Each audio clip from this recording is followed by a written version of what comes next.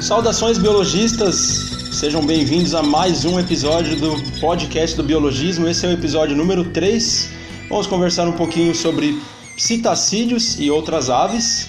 Meu nome é Flávio, sou biólogo. Aqui comigo, meus amigos de sempre. Eu sou Aron, eu sou biólogo também. Eu sou Luiz, biólogo, gestor ambiental. Os administradores mais uma vez aqui presentes.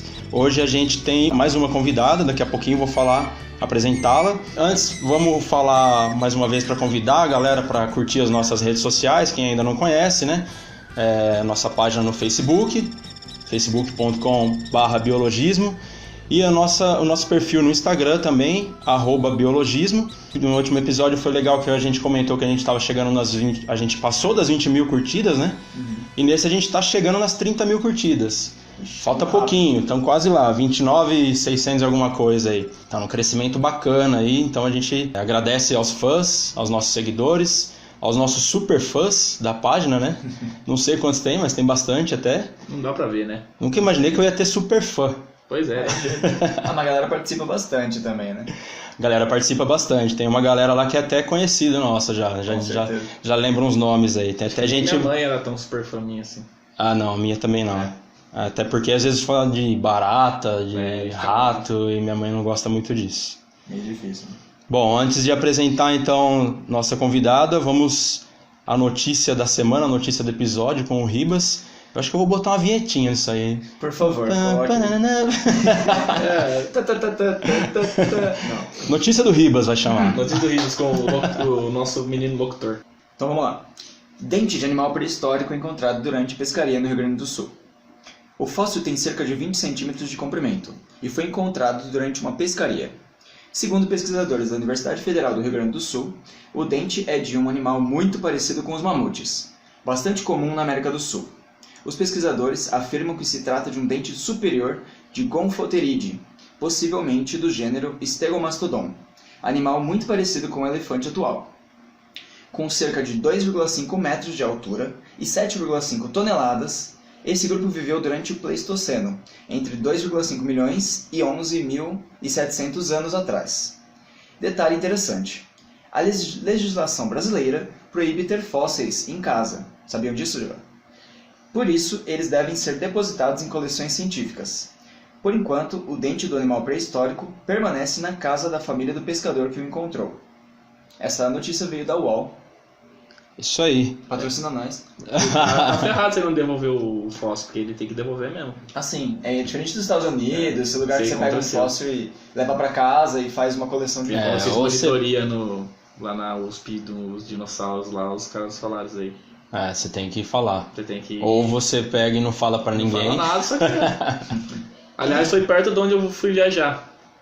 Eu fui pro Rio Grande do Sul lá faz uns 15 dias e a gente foi pro litoral e foi perto de onde achou. Essa cidade aí? É. Você podia ter achado, hein? Perto de Capão da Canoa, que eu tava lá. Ficasse na praia. Tivesse ido pescar, tinha encontrado o fóssil. Fui só ver as garças lá. Bom, galera, então como a gente já comentou, o tema de hoje são os psitacídeos e outras aves. Nossa convidada daqui a pouco vai explicar o que são psitacídeos para quem não conhece. Na verdade, todo mundo conhece, mas talvez não conheça pelo nome, né?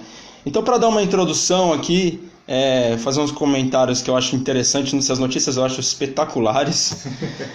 Inclusive, ambas são notícias que saíram no ano passado. A primeira é: arara de Winston Churchill, aos 104 anos, continua xingando Hitler e nazistas. Eu acho isso sensacional, cara. Winston comprou a ave em 1937 e faleceu em 1965. Então, 53 anos depois da morte dele, a arara continua xingando os Hitler e nazistas. Dizem que as frases favoritas dela são "maldito Hitler" e "malditos nazistas". De acordo com informações, ela teria nascido em 1914, portanto 104 anos no ano passado, né? 105 agora, se é que ainda está viva. Tá passando o George tartaruga lá, né, mano, de Galápagos. Né? A disputa é acirrada, hein? Eu nem Difícil, sabia que hein? uma arara vivia tanto. Eu também não sabia, não, cara. Eu acho que ainda o George ganha por ser uma tartaruga, né? Mas também não sabia que vivia tanto, não. Deve ser a força do ódio, né? Contra os nazistas. Provavelmente. A outra notícia que eu acho até melhor do que essa é uma arara, isso em Londres, uma arara de uma casa fugiu da casa dela e há 3 dias os bombeiros tentavam pegar, os vizinhos tentavam pegar e não conseguiam. Até que ela foi para um telhado, um bombeiro chegou com todo cuidado, com carinho, disse que até mandou um eu te amo, I love you, e a resposta da arara foi fuck off. Sai daqui! Sai daqui, digamos. E aí outra coisa interessante dessa notícia, referente a essa arara, ela fala inglês, né? É uma arara inglesa. Até a arara fala inglês ou não, né? Não, Aguenta aí que tem mais. Além dela falar inglês, que é a língua, digamos, nativa dela, bem entre aspas, ela falava turco e grego. Aí, ó. Vai brincando, a arara é poliglota, bicho. Ela te xinga em 3 línguas. Te xinga em 3 línguas.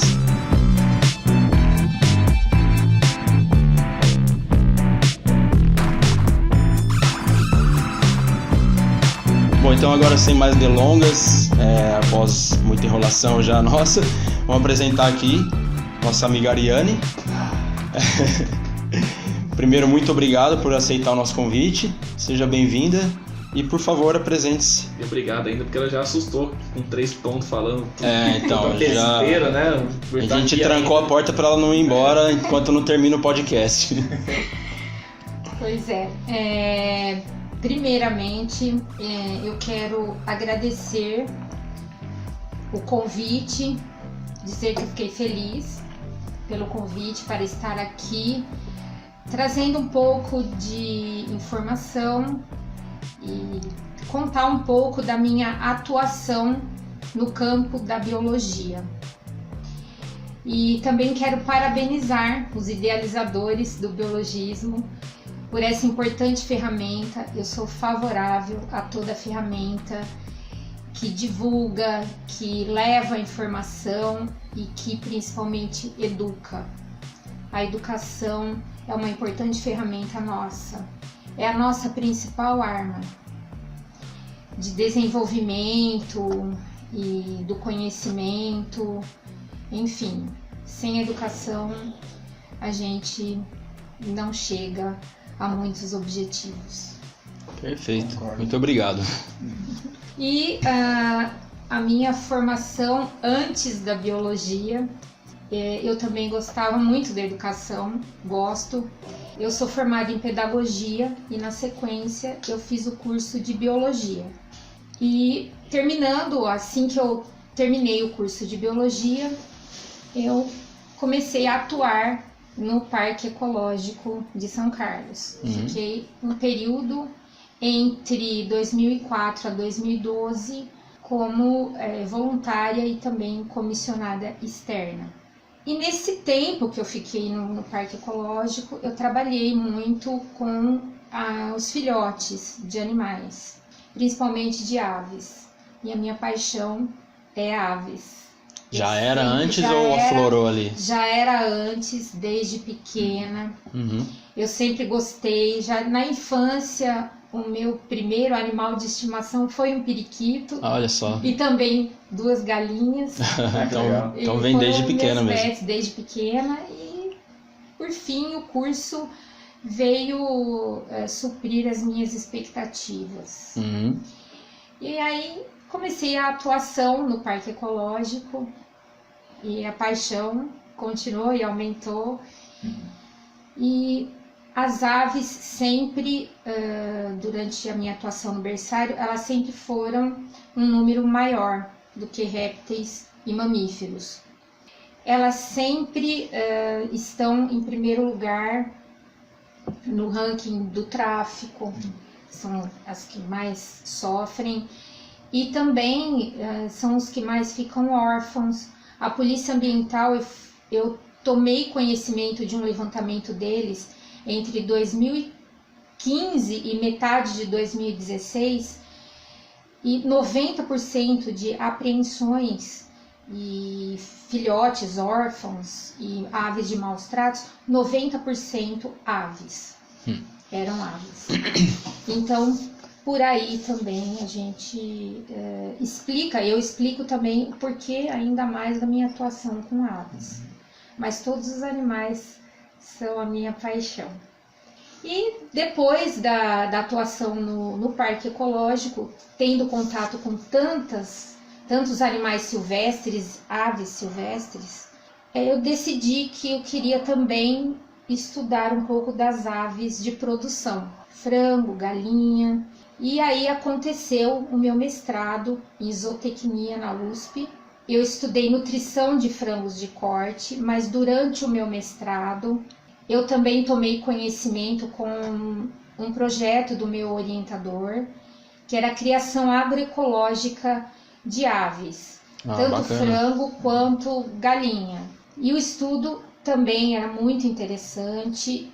Ele tinha um projeto para criar os aviários móveis, que é uma tecnologia voltada para o pequeno produtor e que, numa oportunidade, se os idealizadores do biologismo acharem adequado, a gente pode combinar um bate-papo para falar sobre essa área, que eu acho muito interessante. Também acho. Requer informação, porque ainda a gente tem muito mito que envolve, por exemplo, o mito do hormônio no frango. Pessoal, não tem hormônio em frango. Não existe. Isso é bastante falado mesmo. Isso é bastante falado. Já é de conhecimento comum, assim, digamos, né? Isso, e embora toda a nossa divulgação, muitas pessoas bem informadas e esclarecidas questionam e acham que o frango ele recebe uma quantidade de hormônio para em pouco tempo alcançar um peso e um tamanho desejado para a indústria.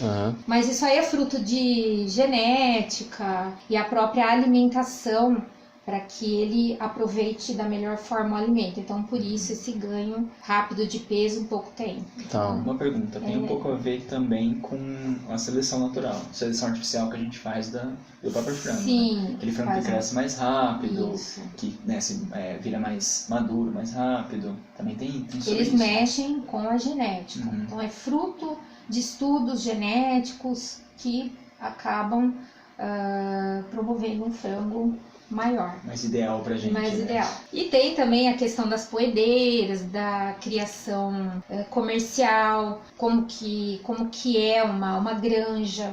Então, eu acho muito importante levar o conhecimento para as pessoas saberem. É fácil entrar no supermercado e comprar uma bandejinha de ovo, mas por trás a gente não conhece. Até o ovo chegar na prateleira tem uma história que envolve com certeza. O animal ali, e as pessoas hoje, as pessoas estão mais ligadas nessa parte de bem-estar,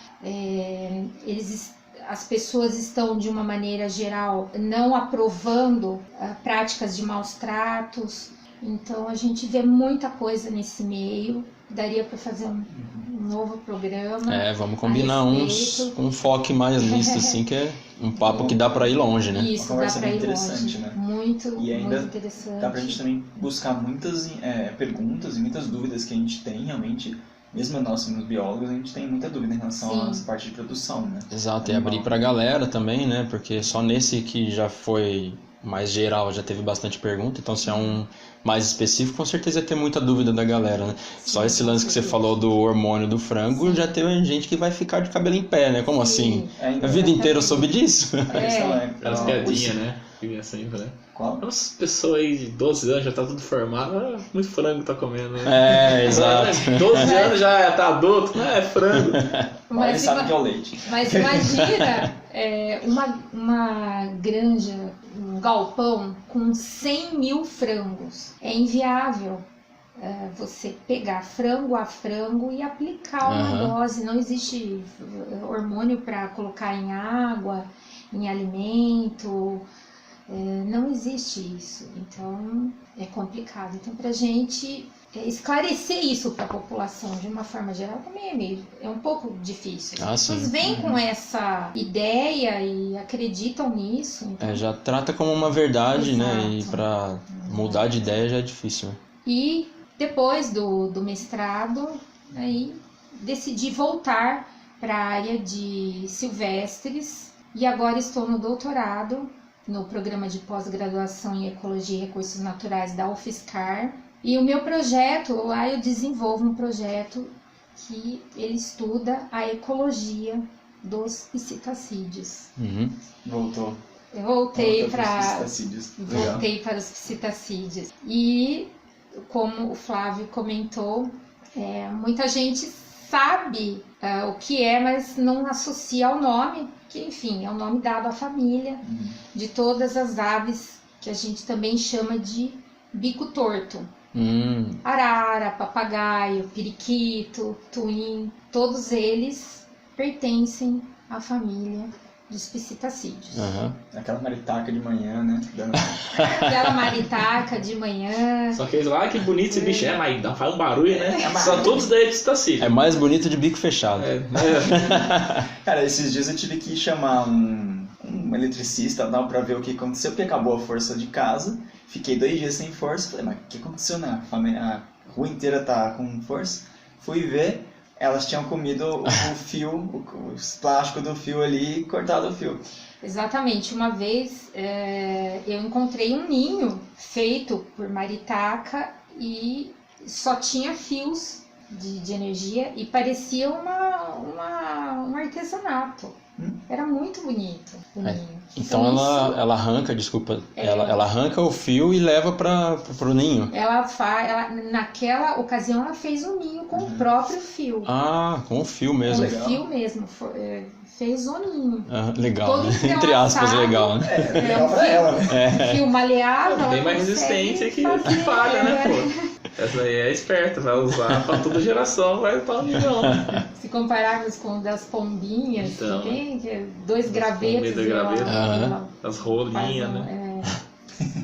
Tem vários tipos de ninho diferentes, né? Tem os mais resistentes, os mais complexos, né? E os bem simples. Isso acaba gerando um problema, como você falou, da falta de energia, ela vai roer o fio. Então, o que muita gente faz no desespero, vai no telhado e tira tudo, inclusive os filhotes, para fechar a parte lá que eles entraram. Aí tira o filhote, não sabe o que fazer, não sabe para onde encaminhar. Isso também é um problema, as pessoas também às vezes não sabem o procedimento, né, o que fazer para dar um encaminhamento daqueles filhotes. Às vezes tentam cuidar e não tem sucesso.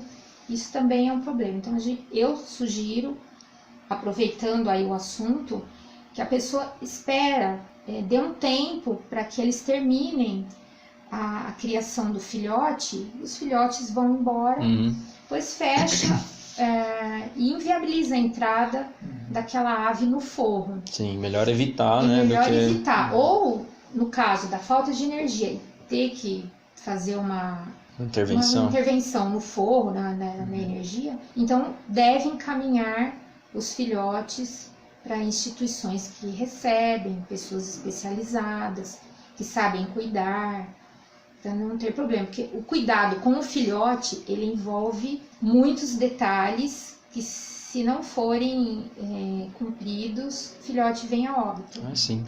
As aves são muito sensíveis, né? Eles são muito sensíveis. E pega essa parte também do problema urbano com lidar com a vida silvestre, que está ali sempre. A gente fala das pombas, das aves, das pombas. A questão da temperatura, né? Não é só alimentação e o abrigo pro bicho, né? Tem um monte de coisa.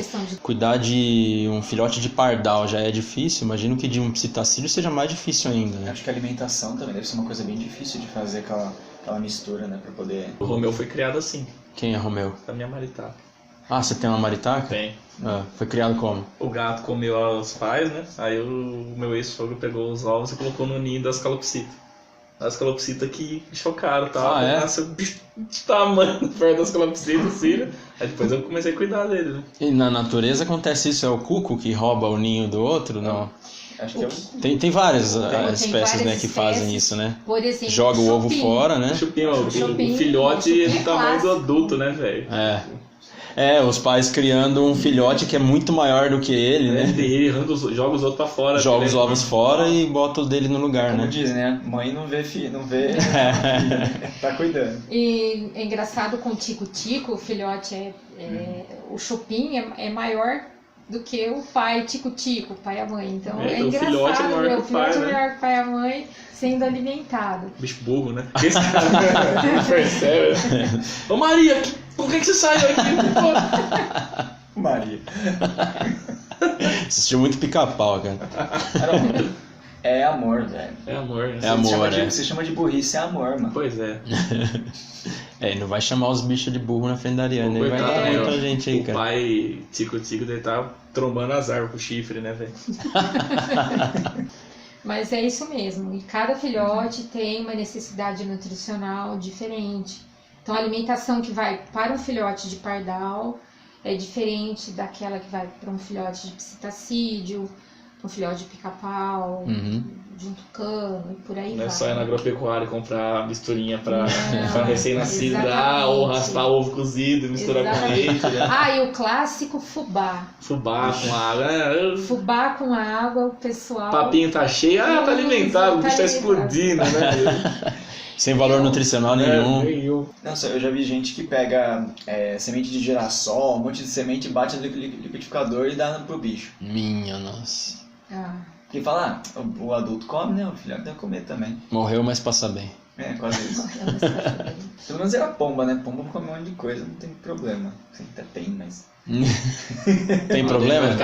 Mas mesmo assim eles têm uma alimentação especial. Essas papinhas comerciais alimentam bem filhotes de pomba. Pomba come até pedra, né? Então alimenta. Mas quando o filhote deve ser mais restritivo, assim, né? Deve ser uma coisa... Ele falou que come até pedra. Pomba, qualquer lixo tá lá comendo, né? O rato com asa, que dizem. Aliás, é uma expressão criada aí por um cineasta, Woody Allen. Foi criada por ele? Nem por um biólogo, nem por um veterinário ou de áreas... Mas essa história de rato com asas, eu acho que a gente também tem que rever a nossa postura como ser humano e o que a gente está fazendo no nosso ambiente. Por que chamamos um animal assim de rato com asas? Tanto o próprio rato a barata, né? Tem disponível, né? Se a gente joga lixo lá atrás por aí, vai comer, eu falo. Pois é, e no meu projeto de doutorado, eu tenho visitado, o meu campo de atuação são as áreas verdes urbanas, praças, vias públicas arborizadas, e eu encontro com frequência muito lixo descartado de forma irregular. Então já encontrei de um tudo, fralda descartada, garrafa, restos de comida, descartado em praças que poderiam ser utilizadas para um passeio, que ela entra como serviço ecossistêmico também o lazer. Então, que ambiente que a gente está oferecendo ali para a gente mesmo e para os animais. Exato. Não dá para culpar o bicho de comer essas porcarias se a gente descarta essas porcarias, né? Pois é. É um ambiente urbano que deveria ser mais para um contato com a natureza, um lazer, uma coisa mais bonita, e as pessoas tratam de uma forma complicada, né? A gente diz, e ainda assim, você falou da fralda usada, né? Isso. Tem gente que acha que fralda usada pelo bebê, fechadinha ali, é reciclável. Pois é. Taca no reciclável. Você fala, meu Deus. Reciclável, Pois é. Reciclar a cara deles não tapa. Mas realmente, esse é um problema que a gente tem que rever, né? Os nossos espaços urbanos, como você disse. Sim. Uma coisa muito importante. E os espaços urbanos também, não só nesse aspecto do lixo, como também construtivo. Falando em aves, os aspectos construtivos têm ficado também perigosos para as aves. É o caso dos muros de vidro. Sim. Que frequentemente tem colisão de aves com esses vidros. Quem nunca teve uma rolinha batendo no vidro, né? Pois é. Infelizmente. Já bate sem ser espelhado, né? Imagina que é espelhado. Bate na parede às vezes, mas mesmo assim. Naquele vidro da USP de São Paulo tava acontecendo muito disso, né? Que eles fizeram um muro bem grande, que era vidro, e tava morrendo várias aves. E aí a solução foi colar uns adesivos de vários pássaros para sinalizar que tinha alguma coisa, e dizem que diminuiu um pouco, assim. A visão das aves é muito boa, né, normalmente, então é legal pra dar aquele susto, né?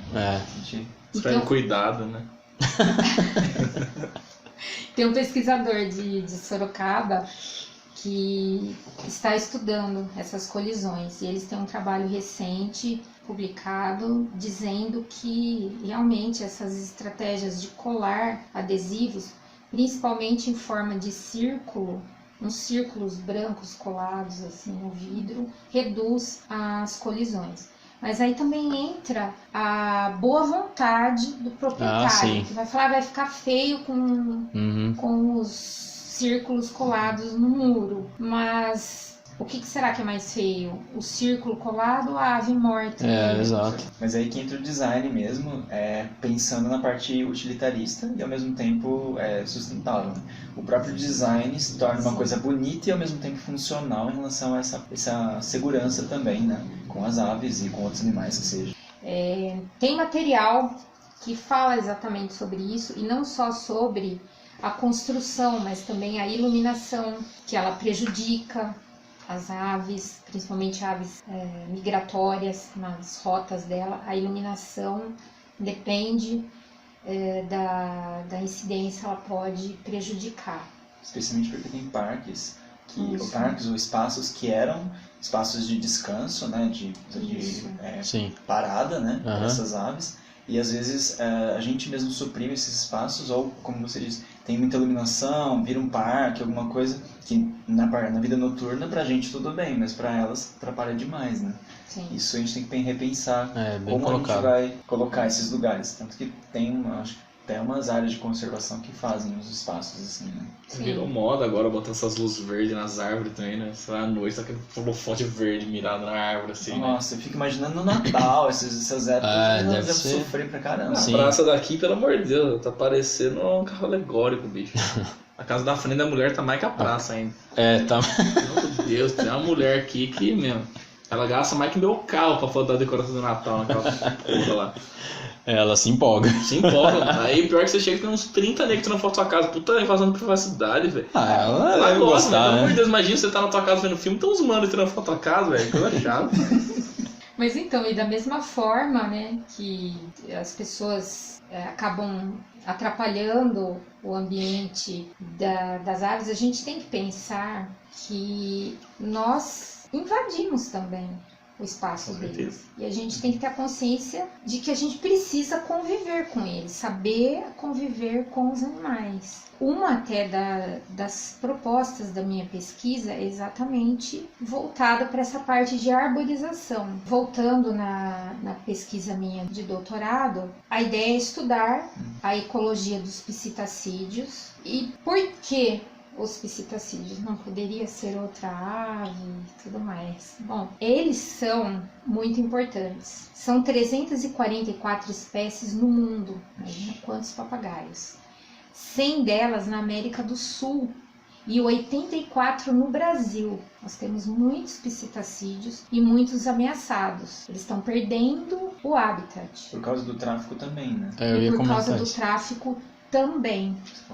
O tráfico, bom, para a gente ter uma ideia, o tráfico de animais silvestres é o terceiro maior do mundo. Só perde para drogas e armas. Para vocês verem, né? Muitos ameaçados. E o que a gente pode fazer? Então, tem várias alternativas. E não é só da pesquisa. A pesquisa ajuda a dar um direcionamento. Mas cada pessoa, ela pode contribuir e deve. Ela vai falar, uma fralda descartável ali, o que é uma fralda? Mas se todos pensassem assim, como que a gente ia sobreviver? Então, é bem isso, né? Uma fralda, infelizmente, contamina todas as outras pessoas que jogaram Isso. lixo corretamente, fizeram... Exatamente. Aí é muito difícil, né? É difícil. Então, não só a pesquisa, mas também cada pessoa. Buscar o conhecimento e não ter preguiça de buscar informação. O que ela tem hoje é muito fácil. A gente encontrar informação com um clique. Você Sim. tem um acesso ali à informação, saber procurar uma informação adequada, rapidamente ela consegue esclarecer e dar um encaminhamento ao lixo, por exemplo. Sim. É muito legal também porque as pessoas, eu vejo que às vezes têm medo de perguntar. Sim. De estar erradas ou de levar um fórum, não alguma coisa, né? E é tão interessante você ver que você pode perguntar na internet e as pessoas vão te responder de alguma forma. Né? Ou várias respostas diferentes para aquele problema, né? Ou aquela solução. Então, é bem interessante incentivar isso, né? Sim. É muito legal, realmente, como você falou. É o mais importante, né? Mas eu acho que eu acho que além da preguiça que você falou, que as pessoas têm de pesquisar, ainda rola muito preconceito da pessoa já ter uma ideia formada, ouviu falar de uma coisa 10, 15 anos atrás, 20 anos atrás. O tataravô ali. E aí aquilo ali é uma verdade absoluta pra pessoa, sem querer ficar batendo na mesma tecla, mas o lance que você falou do hormônio no frango, muita gente não vai acreditar. Fala, não, tá puxando a sardinha pra algum lado aí, tá ganhando alguma coisa com isso. Né? Porque é assim, quando a pessoa duvida, ela não simplesmente questiona, né? Ela já acusa, né? A pessoa de alguma coisa. Não é simplesmente, será que isso é verdade ou não? Pô, vou pesquisar pra ver. Geralmente é acusação, né? Não, deve estar ganhando alguma coisa aí do pessoal das granjas para limpar a barra da galera, né? Pois é, não é nada disso, porque a ciência, exatamente, a pesquisa, a academia fica em cima, estuda para levar esse conhecimento também para a população. Não deve ficar só lá na academia, mas deve promover esse conhecimento. Eu tenho um boletim técnico da USP que conta rapidamente sobre o hormônio. Eu também posso disponibilizar depois. Legal. Para colocar. Por favor, a gente já disponibiliza na página. Disponibiliza na página. Deixa em anexo, né, embaixo também. Isso. E o que existe, narração, que pode gerar uma confusão, é um tal de promotor de crescimento. Aí o pessoal fala, olha lá, hormônio. Olha aí. É um nome chique para hormônio. É um nome chique para hormônio. E não é. O promotor de crescimento, ele é um suplemento que ajuda a ave a absorver o melhor dos nutrientes. Ela tem uma maior eficiência na alimentação. Então, ela aproveita da melhor forma o alimento. É isso que é. Não tem nada a ver com hormônio. E esse boletim eu acho interessante disponibilizar para tirar qualquer dúvida. Sim. Com certeza. E de uma universidade que tem um conceito respeitado. Sem dúvida. E eles não iam divulgar um boletim assim duvidoso. Por interesses terceiros, por interesses de terceiros. Não, com certeza. Voltando à parte que comentávamos, que também a gente pode fazer ações, não só as pessoas, como as pesquisas. E na minha linha de pesquisa, eu estudo exatamente o comportamento dos psitacídeos. Como eu falei, eles são importantes pelo número deles que existem na natureza. E também daquelas 84 espécies que eu citei que estão no Brasil, muitas estão ameaçadas. 33 delas ocorrem no Cerrado, que também ele está bem comprometido com as questões do desmatamento aí. Ele cobria 12% da América do Sul. Que é muita coisa, era gigante, né? E 50% desse território original foi transformado aqui em pastagem, agricultura, áreas urbanas. E só restou 2,2% que é protegido por unidades de conservação. E se não houver estratégias para conter esse desmatamento, nós vamos perder muitas espécies. tem aquela ideia de que o cerrado não importa muito, né? Porque ele é feio, Sim. as árvores são todas retorcidas, É. você não vê muitos animais e tal. Mas se for ver, cerrado é um dos melhores espaços de recarga, né? De aquífero e Exatamente. também antro de várias espécies, né? Tanto de plantas, né? Animais. É muito importante o cerrado, principalmente pro Brasil, né? Com certeza.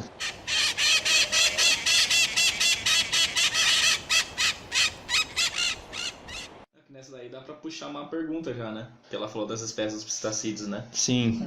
Verdade. Pode falar. Dá pra puxar uma pergunta. O Natan Souza perguntou, o nosso menino das borboletas. É o Dirceu Borboleta. Dirceu Borboleta. Ele perguntou se as aves são separadas em espécies geográficas, subespécies igual aos outros animais. Sim, as espécies elas transformam em subespécies. O que acontece? Então, o que é uma subespécie? Então, a espécie todas estão vivendo no mesmo lugar. Com o passar do tempo, por questões, por exemplo, de geografia, elas acabam se isolando. E esse isolamento, ele pode acontecer ao longo de várias gerações. E de forma que as espécies que foram separadas, elas não têm mais contato. E o que acontece? Nos locais onde elas se isolaram, depois de tanto tempo, de várias gerações de isolamento, pode acontecer mutações e aí vão surgindo as subespécies. Em psitacídeos existe também subespécies, que é o caso de um periquito, vou falar o nome científico, Brotogeris sanctiomai. Ele vive no sudeste da Colômbia, na Amazônia brasileira, até o sudeste do Peru e o nordeste da Bolívia. E ele tem essa subespécie, ela apresenta a íris branca, diferente do Brotogeris sanctiomai Takatsukasae. Deram uma caprichada na nomenclatura. Esse aqui eu trouxe a colinha. Também. E ele ocorre na bacia do Baixo Rio Amazonas. E ela tem uma íris mais escura. E a diferença ela tem como se fosse uma pequena máscara amarela no olho. Ao passo que o Brotogeris anterior, que é uma outra subespécie, ele tem a testinha amarela. E elas conseguem se cruzar entre si ainda, ou já está muito... Elas já separaram estão tanto. separadas um tanto e... Então elas não são mais elas não têm compatíveis mais compatíveis. Não conseguem mais... Bacana. Então já vieram duas espécies, né? E e a subespécie, ela é um caminho para formar uma nova espécie lá na frente. Então já pode ser o começo da formação de uma nova espécie. Sim, daqui a um bom tempo já não vai ser mais uma subespécie, sim uma espécie diferente. Bem legal isso. Acho que a gente podia aproveitar, já que fez uma pergunta, fazer uma outra, que teve bastante pergunta, né? A Susan, né, que é a colega nossa. Foi nossa convidada no episódio anterior. Quem não ouviu, procura aí, que foi bem legal também. Com certeza. Fazer um merchan. Ô, Vilagem, ela pergunta, né? Gostaria de saber sobre a vocalização dos psitacídeos, por conseguirem imitar e reproduzir nosso vocabulário. Todos os psitacídeos têm essa capacidade? Porque os papagaios se sobressaem e se estimular outros psitacídeos, eles conseguirão fazer o mesmo? Essa questão da vocalização aí dos psitacídeos e por imitar a nossa voz é pela própria anatomia do bico deles. Eles têm a língua arredondada, eles têm a siringe, que é um órgão presente em todos os pássaros, né? Todas as aves são equivalentes às nossas cordas vocais. E permite que o papagaio possa emitir sons articulados e além, né, do som de assobios, eles podem, no caso o psitacídeo, ele pode vocalizar imitando a voz humana. E a anatomia do bico, ela turbina o som. A língua e o palato também contribuem para reverberar e deixar esse som mais potente. Legal. E a voz do Isso natural... explica a gritaria das maritacas. Explica o fuck-off também, do papagaio também. E uma colocação aqui interessante, que como somados a essas características, eles têm um timbre rico e harmonioso, e as modulações suaves, que isso ajuda na hora da imitação do nosso vocabulário. Do vocabulário nosso, por isso que eles aprendem. Uhum. Mas por causa disso eles teriam a gente vê que várias aves têm, sabem aprender cantos diferentes, né, ao longo da vida, com os pais e tudo mais. Né? Eles têm um aprendizado com os pais. Sim. E aí os pistacídeos talvez consigam vocalizar e aprender mais, talvez palavras ou músicas, etc., por causa dessa... Interrupção, ele tem uma interrupção do contato com os outros indivíduos da mesma espécie, e para suprir essa falta de interação aí na vocalização, ele acaba vocalizando com os seres humanos. Que louco, né? Legal. E o papagaio, não sei se você respondeu, eu perdi, mas o papagaio ele tem ele sobressai mesmo. Ele sobressai ou não? pela anatomia do bico arara também. Sim, mas eu digo em relação a outros... tá. Sim, em relação a psitacídeos menores, sim, eles se sobressaem. Por causa do tamanho do bico. Tamanho, tem uma série de características próprias do bico que diferem de um psitacídeo menor, tem pequenas diferenças que colaboram para que ele tenha esse destaque aí. Sim, pela anatomia do bico, então a maritaca não conseguiria um vocabulário como um papagaio ou uma arara. Arara, talvez sim, tal como um papagaio, mas a maritaca um pouco mais difícil. Fica mais restrita. Mais restrita. Entendi. Dá pra dar a terceira pergunta ainda, né? Manda lá. Você falou que eles têm essa capacidade de reverberizar os sons. A Lauren Richter, uma amiga minha lá de São Paulo, ela perguntou. Ela falou que ela tem um papagaio. Papagaio é o demônio, assim. É um pincher com asa, o papagaio dela. E ela quer saber como acalmar o papagaio dela. Só que daí você já falou isso aí que ele já fica longe dos outros animais da mesma espécie, então procurou outros sons, né? E a Lauren, ela ouve uns sons meio podreiros, assim, que a gente ouve, né? Então deve ser daí mesmo que o papagaio tá fazendo tanto barulho, né? Ficou ouvindo esses metal podreiro aí, né? Papagaio headbanger. Papagaio headbanger. Ela quer saber se tem jeito de acalmar um papagaio ou não. Bom, eu acho que todo manejo adequado, ele vai colaborar para que o papagaio se acalme aí. Ela teria que pensar como ele vive na natureza. Ele vive com esse som aí direto ou não. Se ela, lógico, tem todo o direito de escutar o som que ela gostar, mas deixar o papagaio num ambiente mais tranquilo.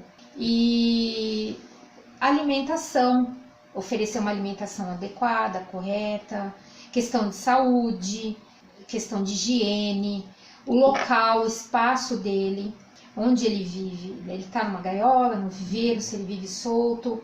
E também lançar mão do enriquecimento ambiental, que é muito importante. Às vezes o papagaio fica sem o que fazer, estressado.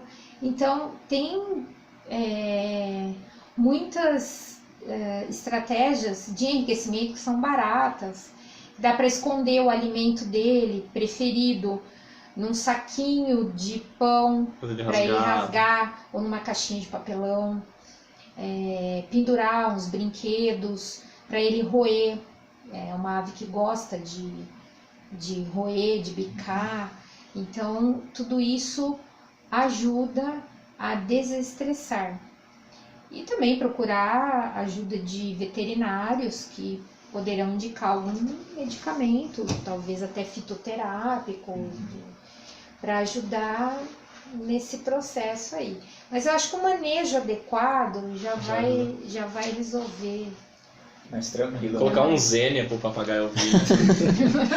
Deixa meio zen, né? O papagaio Fica mais estranho, né? Para de ouvir claustrofobia e colocar um Zênia pro papagaio. Dá pra colocar uma menô pro papagaio, senão vai ficar louco, assim. Põe um Pink Floyd pro papagaio, ele dorme na hora. Essa parte que você falou de enriquecimento ambiental é muito legal, né? Pra quem não sabe, muito importante. É uma técnica, né, também que pega os animais e simula comportamentos que eles teriam na natureza. Sim. Especialmente para buscar alimentação, ou para lidar um com o outro, para brincar, né, e tudo mais. Então é muito interessante saber algumas técnicas, inclusive para você também se divertir com o seu animal, né? Saber como ele se diverte sem você tentar colocar suas ideias humanistas, né? E não ter um animal só para entretenimento, né? Só para você chegar em casa e ver ele lá, né? Você tem que dar uma atividade para ele, né? Manter o bicho entretido durante o dia enquanto você não está em casa trabalhando, né? Exato. E eu aproveito também para responder uma outra pergunta que vai ao encontro até um pouco da resposta que acabei de dar para o Loren. Uma pergunta sobre o voo livre. Ah, sim.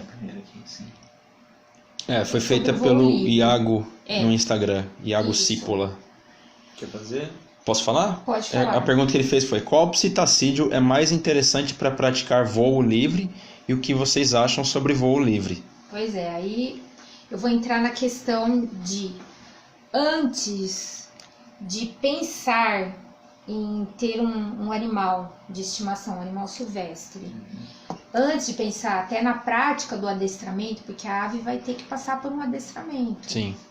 Então, eu penso que o Iago pretende comprar um animal silvestre, comprar um psitacídeo.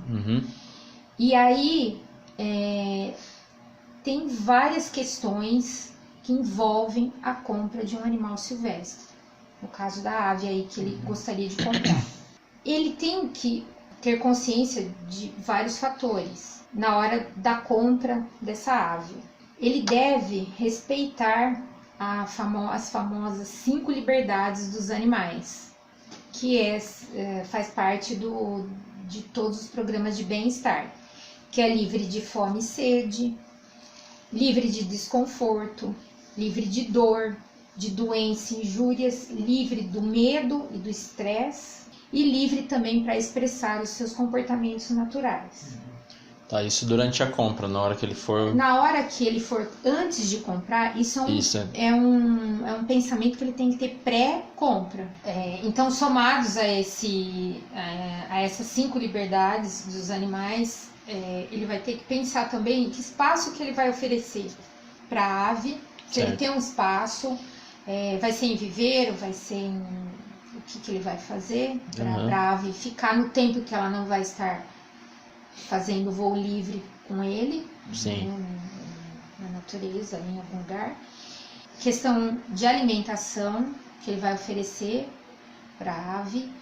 Também a questão de saúde, porque não é só comprar a arara ou o papagaio lá bonitinho e esquecer que eles adoecem. Sim. E isso tem um custo de veterinário, de medicamento. Não é qualquer veterinário que cuida de ave, também né? não é qualquer veterinário. É a questão de respeito também, o custo de respeito que você está pegando animal que já é, né, diferente, já é silvestre, ele já não está no ambiente que seria certo para ele, né? E ainda você coloca ele para fazer voo livre, treinar, ele deve ter que ficar, né, daquele jeito. Pensar também, lembrando lá do início do programa do Churchill e da arara de 104 anos, pensar que psitacídeos vão te enterrar. São longevos. Eles vão te enterrar. Então, a pessoa está preparada para assumir esse compromisso. Gerações.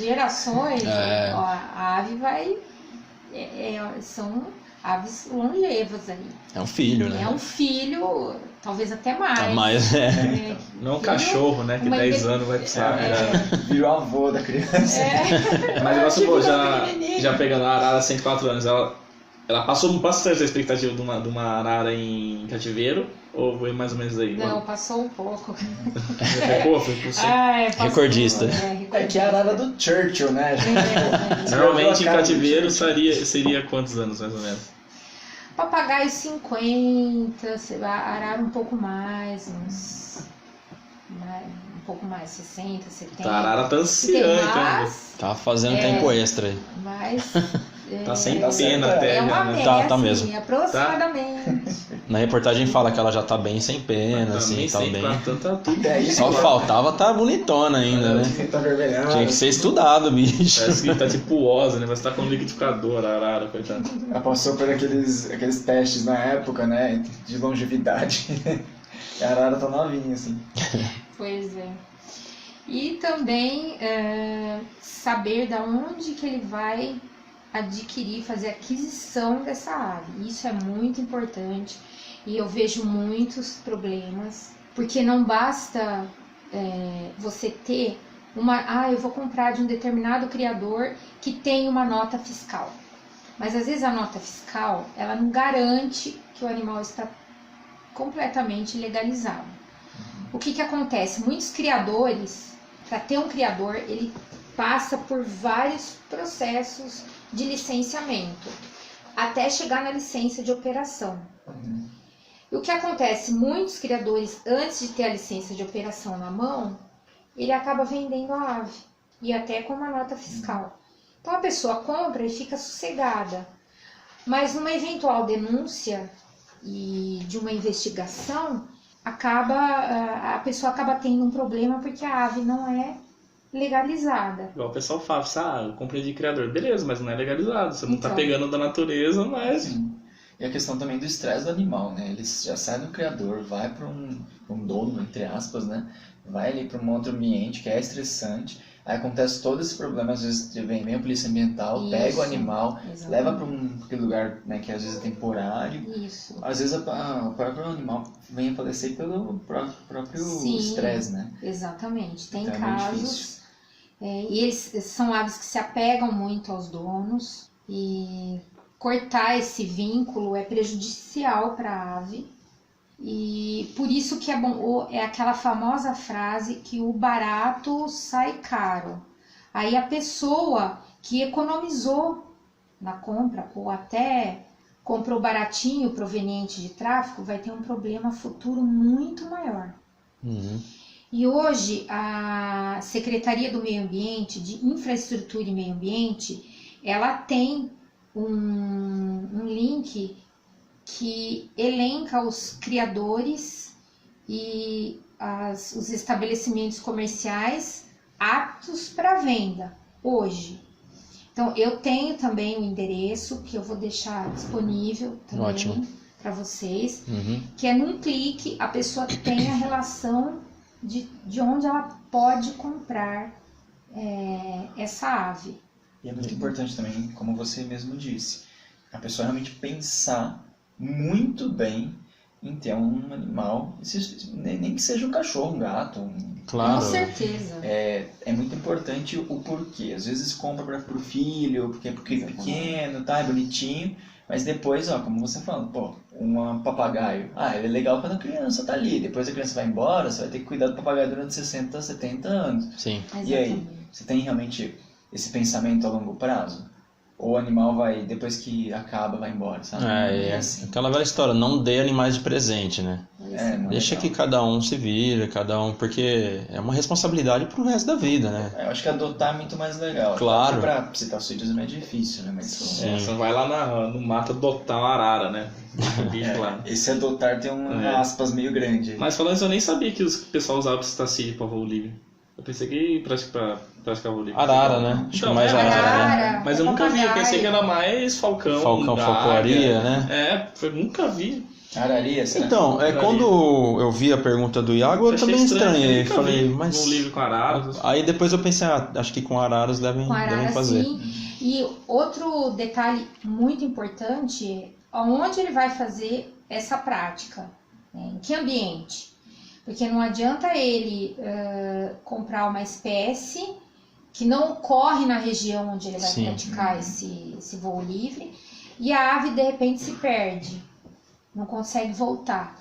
E aí, como que ela vai sobreviver? Tem alimento na natureza ali, no ambiente para ela não vai ter a companhia de outros indivíduos. Como é que vai ficar? É porque eles são monogâmicos ainda, né? E são monogâmicos. Né? Ou estão todos psittacidos? Eles vivem em bandos, não na época de reprodução, tem pequenos bandos, mas na época de reprodução, normalmente é casal.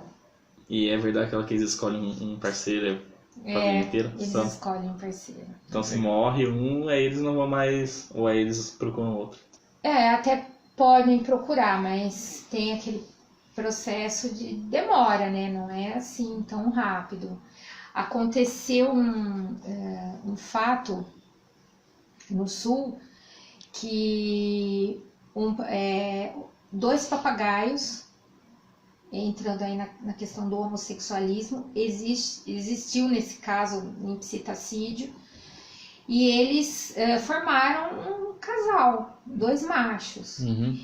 Só que era desejável que, como era um criador comercial, ele queria que reproduzisse. Então a estratégia foi, ele separou as aves, mas mesmo assim eles ouviam, né, a vocalização do outro e não se interessavam por fêmeas. Aí teve que fazer uma separação bem mais radical, de forma que um não escutasse o outro. Aí depois de um tempo, eles parearam com fêmeas. Mas será que voltaram depois do casal? Que ia ser sacanagem, né? Tô pensando. Aí você não acredita no amor, se liga nos psittacídeos aí, cara. Essa história, né? Exatamente. Hoje em dia o pessoal nem sabe mais o que é monogamia, bicho. Essa juventude. Eu represento a Associação dos Ornitólogos Frenéticos e estou observando pássaros. Ornitologia é emocionante. Vamos para mais uma pergunta ou que você quer falar mais alguma outra coisa? Vamos falar então que, aproveitando, se a ave toda ave é treteira e territorialista. Pergunta da Lídia. Isso. Em geral, sim, incluindo os psittacídeos, porque eles disputam território, disputam fêmeas. Então, é normal acontecer até os embates territorialistas aí. Então, é comum no mundo animal. Aí. São mais físicos ou mais vocais? Assim? Tem vocal, tem físico. As batalhas, uns beatbox, assim, né? Tem umas aves se rasgando ali, tipo... Ai, meu Deus. Freestyle. Freestyle das aves. É psittacídeo Eminem, né? É engraçado, você falou de territorialismo, de aves treteiras, né? E geralmente brigam por fêmea, né? Por parceiro sexual. Isso. Mas tem eu não sei que espécie que não é psittacídeo. Acho que é na Amazônia, porque sempre aparece ou Mata Atlântica agora. Sempre aparece naquele programa da Globo, Terra da Gente, que são machos que um ajuda o outro numa dança para conquistar a fêmea. Eles ficam tipo se revezando assim num galho, já viu?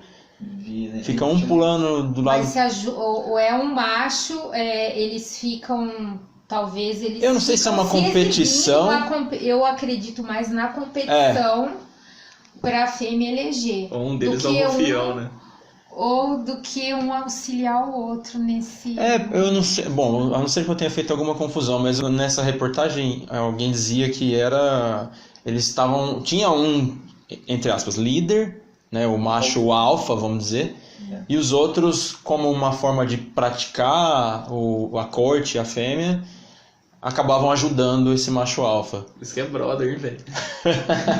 Isso que é... Tá aprendendo ali, tá ajudando. Agora não sei se Será que tinha o macho alfa e os ajudantes, com outro macho alfa e ajudantes para conquistar a fêmea? Como é que será? Então, agora eu tô com informação faltando aí. Mas é uma coisa legal pra gente ir atrás, né?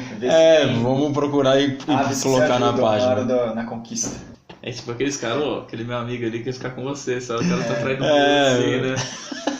Não dá muito certo essas Quem coisas. nunca fez isso com toda sanidade? Chega naquela menina lá pra mim, por favor. Bom, você respondeu a da Lídia. Falta 2 perguntas só, na verdade, agora. Então, bom, essa próxima pergunta ela foi enviada pelo Instagram, pelo @Jardim da Nina, que é da Ana Cláudia Serra. E a pergunta é: o que fazer para afastar pombas do quintal? Tenho receio que passem alguma doença para minhas cachorras. Acho que bastante gente tem essa preocupação, né? Cidades grandes tem muita pomba, né? Acho que vai Tem passar até pulga, né? um rapaz que trabalha com a gente que ele tava com esse problema também. Tinha uma vizinha que jogava umas sementes lá e dava pomba pra caramba. Eu não sei se é verdade, o pessoal fala que pomba dá pulga nos cachorros. Não sei se é verdade isso aí. Não sei se é questão da pulga, só da pulga em si, né? Minha avó falava, pomba vai trazer pulga pros cachorros. Mas você já viu o cachorro pegando pomba no meio do ar, assim? A A pomba Pandora. tá saindo correndo, você ela pega a pomba. Pô, infelizmente, se a pomba tiver alguma coisa, pode ser que tenha ou não. Pode transmitir, né? Transmissão. Será que... Bom, já vou então puxar a questão nossa, dos seres humanos, do lixo, mais uma vez. E falar que eu tive acesso a um boletim, a um parecer técnico da Sociedade Brasileira de Infectologia, que saiu em julho de 2018, que eu também vou deixar disponível para consulta. E dentre as doenças citadas nesse boletim, eles colocam a criptococose, que é uma doença provocada por fungos, mas esses fungos eles não estão presentes só nas fezes de animais, não só nas fezes de pombos, como também eles estão presentes no ar-condicionado mal higienizado, estão presentes naquela fruta que está lá com um bolorzinho ali na fruteira, está presente na poeira, então na carne mal cozida. Vixe. Então esse perigo não é somente da pomba e ela acaba sendo responsabilizada até por uma questão do especismo, né? A gente prefere uma espécie do que outra e tem um preconceito. E eu acho esclarecedor esse parecer técnico, que eles falam que não é motivo para tanto receio assim das pombas, que a eliminação delas não garante, não tem estudo científico que garante que se eliminar pombas, a doença vai também ser diminuída ou eliminada. Mas é claro que ninguém é obrigado a gostar da pomba no quintal. Mas ela tem estratégias para espantar, lembrando que matar é crime ambiental. Então a pessoa ela tem que pensar em estratégias para espantar. Ela não é obrigada a gostar, mas ela tem o dever de respeitar. Respeita, espanta. Nesse próprio parecer técnico tem alternativas que eles sugerem de como espantar. Tem várias. Tem o pessoal que pendura CD, tem sacos plásticos pretos amarrados assim, em bambus alto, ou cano, para espantar do telhado. Aquele lance do alvo, já viu? Do alvo, eu não vi. É tipo um banner com um alvo pintado, um alvo colorido pintado, que diz que confunde as pombas, desorienta elas, e aí elas acabam saindo do lugar. Mas assim, isso é uma coisa... Parece que a pomba vai direto no alvo, assim, sabe? Não, mas assim, eu já vi isso, uma reportagem, acho que numa rodoviária da Grande São Paulo. Eles colocaram isso, não adiantou nada, continuou aquele monte de pomba lá. E na frente da casa da minha sogra tem um lugar de fábrica de arroz lá, e tem muita pomba, lógico. E eles colocaram esses alvos lá. Cara, as pombas pousam no alvo, embaixo do alvo. Aparentemente não resolve nada. Mas é uma estratégia. Não tem mais medo humano, velho.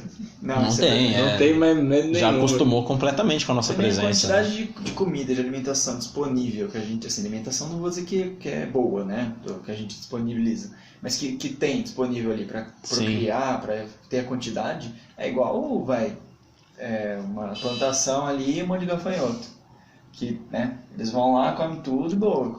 Só que a pomba também, como você falou, Ariane, que tem a questão do preconceito, tem a questão do pomba é bicho sujo, e não é não tem essa vibe, né?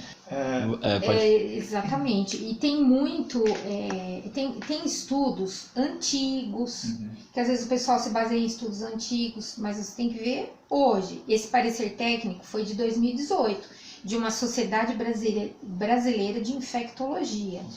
Então, e nesse parecer tem as referências, o que eles consultaram para falar sobre isso, e são especialistas. Então, é um assunto polêmico, eu acho. Eu considero polêmico falar de pombos. E é a mesma história lá do hormônio em frango. A pessoa acredita que tem hormônio. E ela não procura um esclarecimento. Sim. Assim é pomba. E eu conheço muitas pessoas que elas estão estudando essa questão. Tem pessoas que nem são da área, mas elas procuram especialistas, divulgam conhecimento, e pra gente não agir de uma forma não adequada. E Desrespeitosa também, né? Desrespeitosa, e como o próprio parecer técnico diz, que eliminar a pomba não vai diminuir o risco da doença. Mesmo porque o fungo está em muitos outros lugares. Sim. Então quer dizer que não tem problema nenhum você comer o pastel de flango do chinês, né? Já que pomba não dá doença, né? Acho que não é bem assim. Não é bem assim. Pode continuar comendo pastel de flango lá sem problema. Eu tenho uma dúvida, assim, não é nenhuma dúvida, é uma dúvida polêmica em relação a esse parecer, só para saber com você. Por acaso, então, as pombas, pelo parecer, não são tão problemáticas como todo mundo imaginava. Mas e o churrasquinho com final de semana, com a família e com aquela carne mal passada? É pior do que as pombas ou não? Aí fica pior. Fica bem pior, é mais perigoso, viu, galera? É mais perigoso. Mas é como eu falei, a gente tem que buscar informação. Sim. E eu digo isso com base nesse parecer técnico e algumas outras leituras que eu já fiz, mas o que transmite a doença? O nosso lixo transmite. Porque a gente, como eu falei já ao longo do programa, o lixo descartado de uma forma incorreta, ele vai causar muita doença. E o pombo também vai lá comer o lixo e vai ficar doente e vai acabar transmitindo. Não só ele, outros animais também. E em casa tem um problema com fezes de pombo que caiu ali, o ideal é molhar. Molhou para lavar, que o risco diminui bastante. Molhar não tem problema, você molha bem e lava. E no caso aí da Ana, que, perguntando aí das cachorras, e o que fazer para espantar? Tem todos esses recursos que eu falei, de CD, o alvo, que o Flávio comentou. Saco de lixo, né, no alto. Saco de lixo preto, você falou? Saco de lixo para espantar, simular até um gavião. Tem uns equipamentos sonoros que só para irritar a audição do pombo. Sim. Que ele não fica naquele local. Sim. Também pode ser uma alternativa. E não deixar lixo. Nada que atraia o animal. Nada que atraia. No caso das cachorras, colocar num lugar fechado, talvez, para comer a ração, porque o pombo ele vai atrás da ração. Sim. Então, evitar. Eu vejo que às vezes tem jardins também, que tem vários outros aves em si, que se alimentam de frutas, etc. Que a pomba também, né? Tá ali junto. Então talvez seja por isso também, né? Não só a questão do lixo ou da questão das cachorras, da comida. Mas aí também é uma questão de respeito, como a gente estava falando. Sim. Né? Ver até onde que são as pombas que estão trabalhando. Na verdade, acho que é mais o perigo da pomba ser comida pelo cachorro do que não, outra tem coisa, né? Será que colocar entre aspas, espantalho ali, né? As pombas vão... eu acho que tudo que não gere maus tratos, eu acho que é válido para espantar. Colocar uma foto minha lá no... Vai resolver. Vai espantar até as cachorras. Até os cachorros. os pássaros em geral, né, os passeriformes, mas algumas aves também, são muito sensíveis a essa parte de estresse, né? São. Então, Eles são muito sensíveis. Um estresse, até o fato de você pegar a ave para limpar, se cair alguma cola, ele pode virar óbito. O estresse é complicado para a ave. Uma pergunta, em relação a essa questão de pegar, estou mudando um pouquinho, mas só para... quando você pega, por exemplo, um filhote que é da árvore, do ninho, alguma coisa, e você recoloca com as mãos, tem algum problema com o cheiro? Que nem, por exemplo, em mamíferos, etc., da mãe rejeitar, etc.? Bom, eu vou contar uma história que eu vivenciei, e eu aproveito para responder a pergunta dos fogos de artifício aqui, que acho que é a última pergunta, Isso. Que é a respeito dos fogos de artifício e se ele interfere aí nas aves. Cientificamente, os estudos estão caminhando, mas tem muitos relatos de que os fogos de artifício, sim, eles prejudicam as aves. Elas saem voando de forma desorientada e acabam colidindo no que tem na frente. Então, fogos também não é bom para as aves, como para cachorro, gato, outros animais. As aves também estão incluídas. E aproveitando aí para responder a sua pergunta, eu tive a experiência com essa pombinha, Zenaida auriculata. Ela sempre fazia ninho em casa. E numa determinada época era Copa do Mundo. E os jogos aconteciam no final da tarde. E elas estavam com um ninho em casa. Já com 2 filhotinhos bem desenvolvidos já? Bem filhotinhos mesmo. Sem pena. Nossa. Tinha acabado de nascer. Ixi. Teve um jogo do Brasil e muitos fogos de artifício no entardecer. É mais pelo barulho, né, que dá aquela... E ela saía do ninho num desespero. E não retornava para o ninho. Então, eu ajudei, tirei os filhotes, coloquei em aquecimento. Eles têm que ter uma fonte externa de calor. Só um paninho não resolve, porque a ave, ela, nesse período de vida, ela não consegue ainda regular a temperatura, ela perde, então ela precisa do calor da mãe, ou um calorzinho de uma lâmpada ou de uma bolsa térmica. E eu dei esse suporte durante a noite, e pela manhã, acordava às 5 horas da manhã, e colocava os filhotes no ninho, e eles voltavam a cuidar. Então, não teve ela problema. Retornava ao ninho e continuava. Nesse caso, não teve problema colocar a mão e colocar no ninho. Mesmo sem pena, sem nada. Mas o que acontece é, às vezes o ninho ele não está bem confeccionado. Então a pessoa devolve pro ninho e o filhote, não é que a mãe joga ele, mas ele cai novamente. Pela própria estrutura do ninho. Entendi. Tem alguma brecha. Tem alguma brecha, alguma coisa que ele acaba caindo. E a pessoa fala, porque pôs a mão e os pais jogaram. Que isso para mamíferos tem bastante em alguns animais. Agora, então para aves é mais tranquilo. Nesse caso foi mais tranquilo. Então, na geral, não tem tanto problema. Ajudar, né, essa parte. Não. Mas quando ajudar, checar se não tem brecha no ninho. Até pode colocar uma cesta para ajudar ali, uma cestinha dessas de floricultura, de vinho. Ajudar o ninho. Legal. Bacana. Não interfere o cheiro, mas também não vai passar o Old Spice lá na mão e catar o bicho também, né? Old Spice. Eu acho que passar o avanço lá na mão e pegar o bicho, que daí também, né? Não, mas nem sua mãe, cara. Ele ia te embaraçar com Old Spice. Old Spice, né?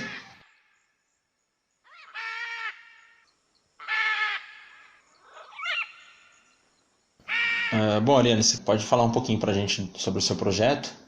Então, meu projeto estuda a ecologia dos psitacídeos, principalmente o comportamento alimentar deles, e responder algumas perguntas, por exemplo, o que os psitacídeos se alimentam nas regiões urbanas e periurbanas de São Carlos.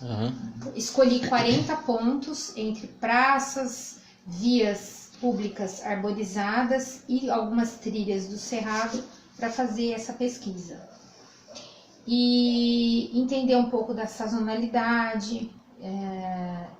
As aves elas vão mudando a sua alimentação ao longo do tempo, ao longo das estações, escolhendo seus itens alimentares conforme a disponibilidade, e também entender a questão da predação e dispersão de sementes. Até pouco tempo atrás, nós entendíamos que os psitacídeos, pela própria estrutura do bico e pela preferência alimentar, assim, de comer frutos, sementes, que ele era predador de sementes. Só que a predação de sementes, ela é vista como um aspecto negativo e também positivo. Negativo porque ela está inviabilizando a semente de gerar um novo indivíduo. Mas ela tem um aspecto positivo porque se a ave ela é predadora de uma determinada espécie invasora ou exótica, ela acaba contribuindo para o controle daquela planta. Puta, legal isso, hein? Né? E também tem estudos já mais recentes que mostram que os psitacídeos eles também são dispersores de sementes. Durante o meu trabalho de campo, eu já vi vários periquitos de encontro amarelo carregar um coquinho do gerivá para outro ponto de alimentação e se alimenta em outro lugar. Se alimenta mais da cobertura ali, deixa a semente no chão. Ele é considerado então um dispersor primário, certo, deixando ali a semente viável para ser dispersa e gerar um novo indivíduo. Nesse caso seria como se fosse uma coevolução? O estudo vai acabar respondendo verdade, tá também essa pergunta aí futuramente. Legal. E lembrando que a dispersão, ela não basta a semente quando cai embaixo da planta mãe, ela é inviável de gerar um novo indivíduo ali. Sim. Porque tem a própria competição da planta mãe. Mas quando ela é transportada para outro ponto, a probabilidade de gerar um novo indivíduo aumenta. Então nós vamos estudar e responder essas perguntas e propor até mesmo para o município, se houver interesse, para questões de arborização urbana, reflorestamento, muito importante, controle de invasoras e tudo mais. E como é que está a diversidade aqui em São Carlos de psitacídeos? Porque a gente sempre vê mais maritaca, né? Muito.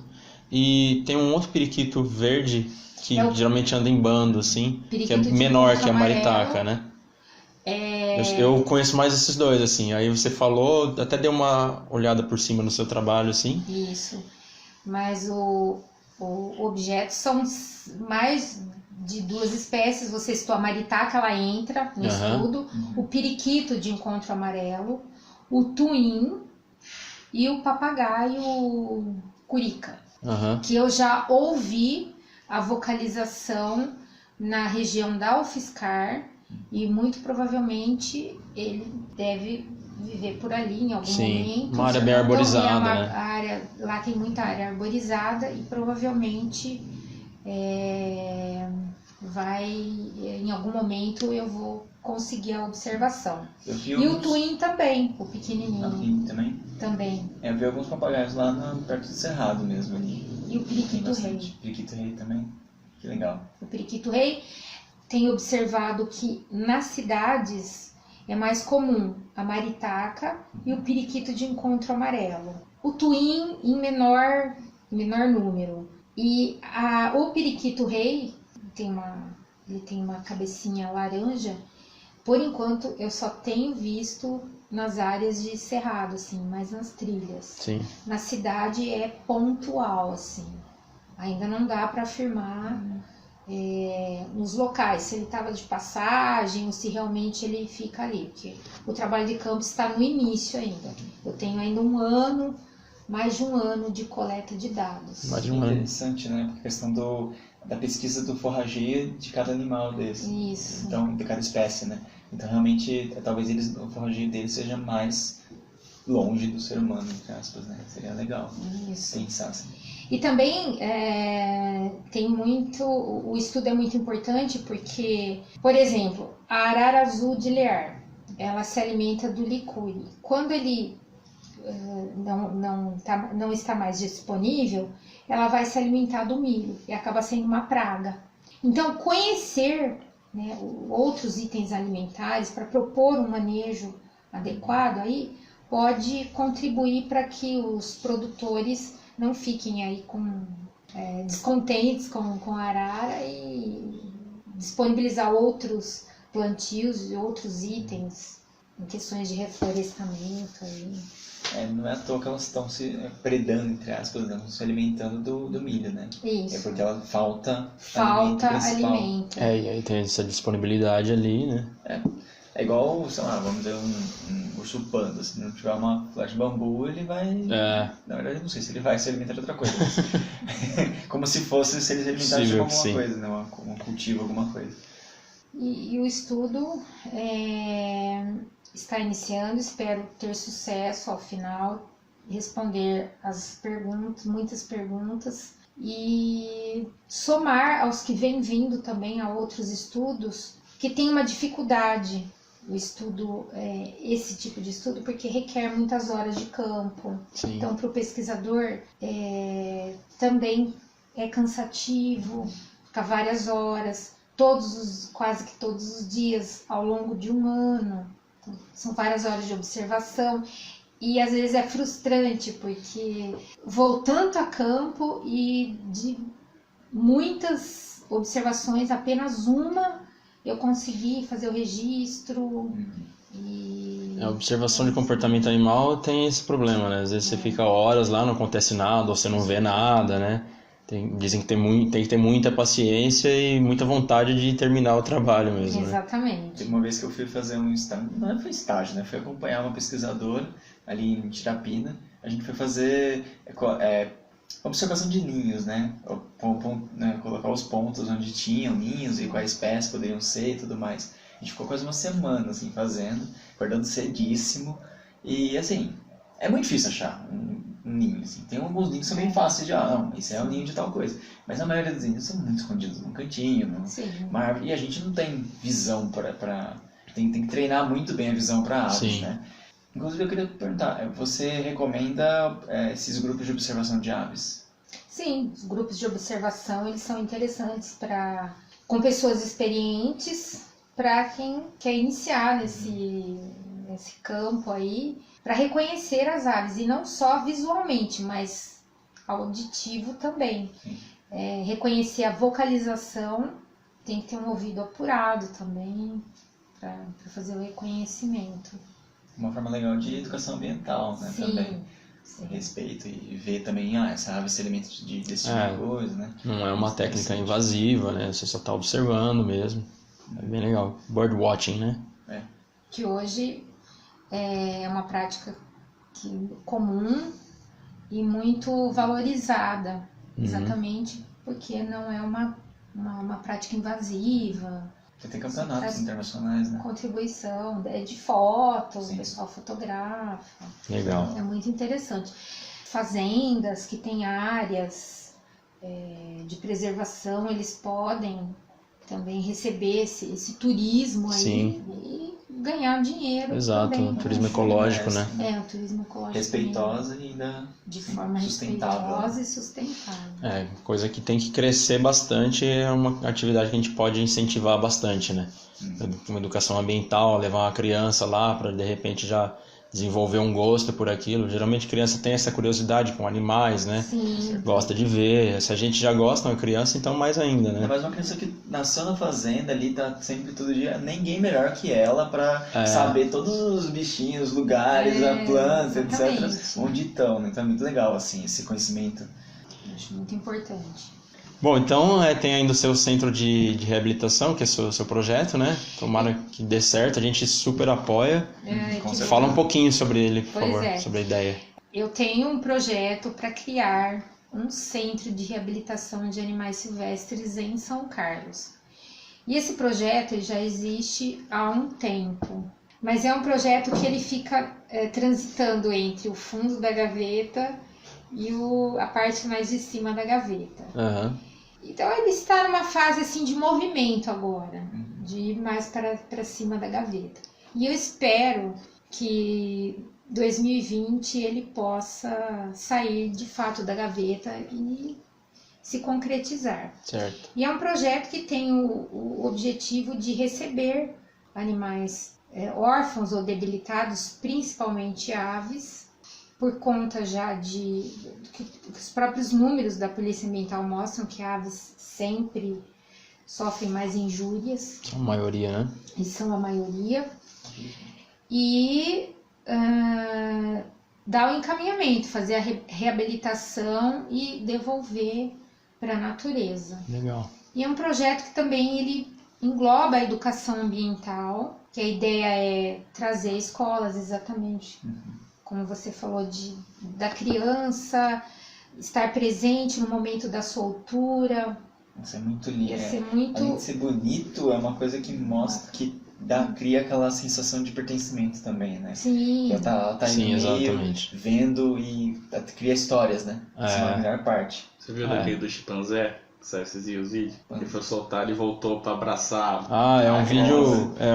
Ele é antigo. Mas ele é daquela. Novo aí. Da Anne. Isso, é. É muito Ela louco. volta, abraça a mulher, assim, tipo, vai embora, muito louco. O serviço dela foi absurdo.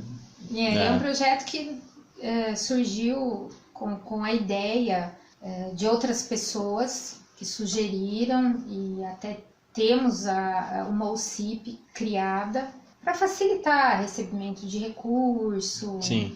E tudo mais. E nós temos apoio da própria Polícia Ambiental. Excelente. Deseja muito que esse local seja criado aqui, mas as pessoas vão falar, mas e o parque ecológico? Um zoológico, ele não tem a função de receber um animal para esse determinado objetivo, de reabilitar e voltar. Claro que ele acaba prestando ele recebe, serviço, né? para necessidade, mas não é o objetivo. Sim. Então a gente... E mais do que dão conta também, né? Exatamente. Épocas de muita chuva, épocas de fim de ano, que a gente está chegando agora, né? Queima de fogos de artifício e tal. Recebe muito.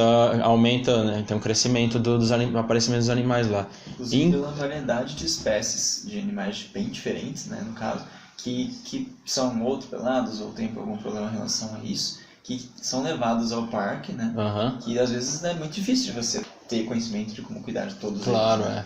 Tem que ser uma coisa bem específica. Lembrando que aqui em São Carlos já é proibido a soltura de fogos de artifício, né? Até tem alguns banners espalhados pela cidade, porque está chegando no fim do ano, e acho que é bom reforçar, né? Porque muita gente ainda não sabe que é proibido, né?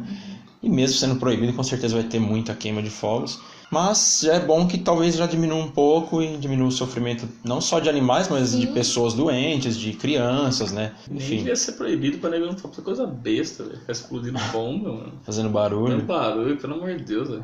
Ainda mais assim, quando são os bonitos, né? Vamos dizer que são coloridos e tal. Até você falar, beleza, né? Agora, visualmente bonito. Rojão, pá, pum.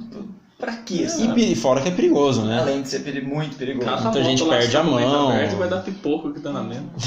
Fazer valer também o trabalho da fiscalização. Eu acho que não adianta ter a legislação se não tem uma fiscalização adequada. Senão ele vai soltar aí.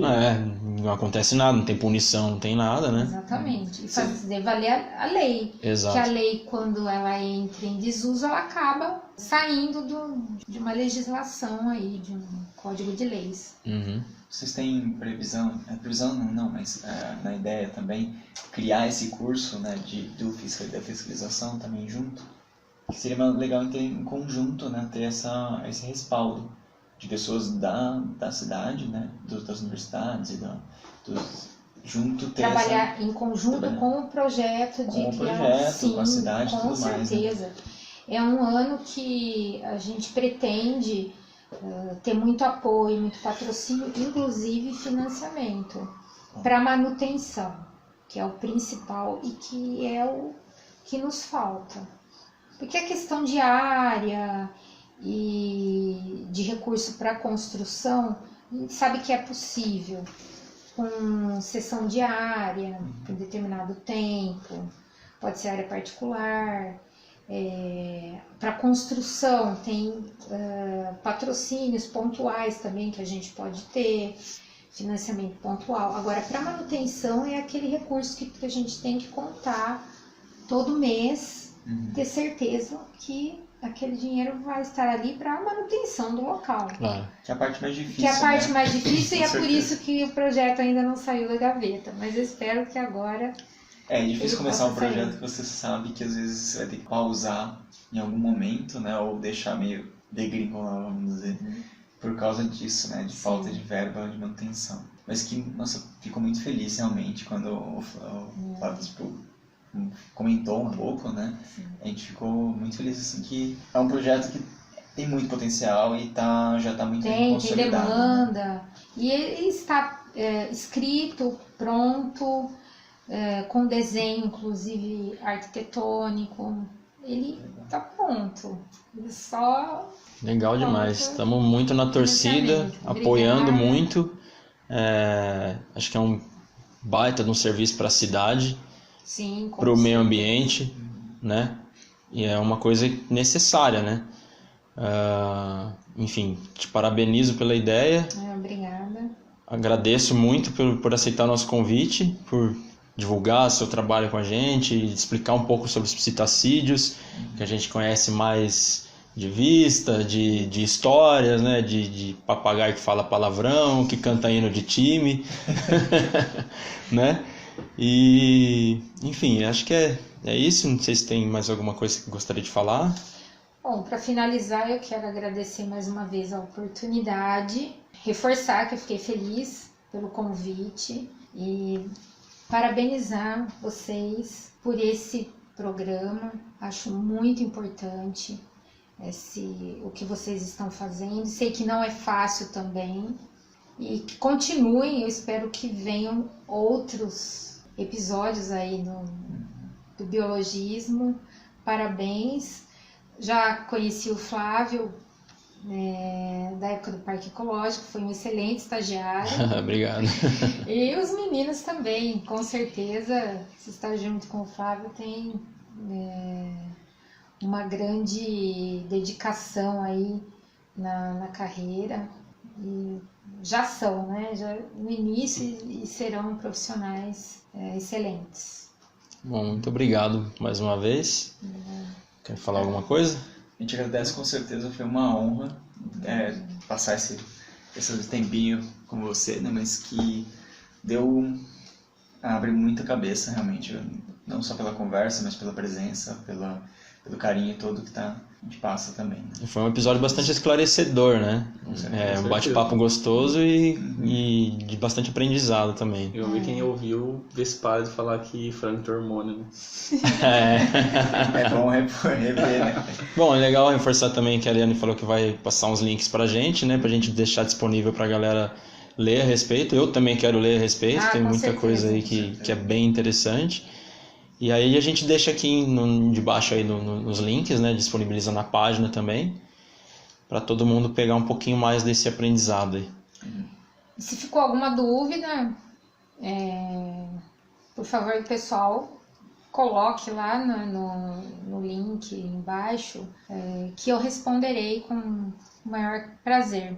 Maravilha. Com certeza. Então tá bom. Valeu, galera. Obrigado mais uma vez para todo mundo que sobreviveu até aqui. E até a próxima. Até 15 dias. Ah, boa, bem lembrado. Não sei se a gente vai gravar mais algum esse ano, que já tá fim de ano aí, Se né? a gente não gravar, Feliz Natal pra vocês. Se a gente não voltar, Feliz Natal, Feliz Ano Novo. E se a gente demorar mais pra voltar, é o ressaca de Ano Novo. Exato. Que a gente entrou de férias hoje, eu e o Arão. E vai ser longa o Réveillon. A ideia é merecida também, né? Esse final de ano a gente precisa de um descanso. A ideia é nem lembrar que eu sou biólogo, né? Só que não só de fogos. E não. Não só de fogos. Eu pretendo não ter condições nem pra acender o fósforo, pra acender o cordel. Beleza, valeu galera, muito obrigado. Falou, Manda um até tchau mais. aí todo mundo. Boa noite. Valeu.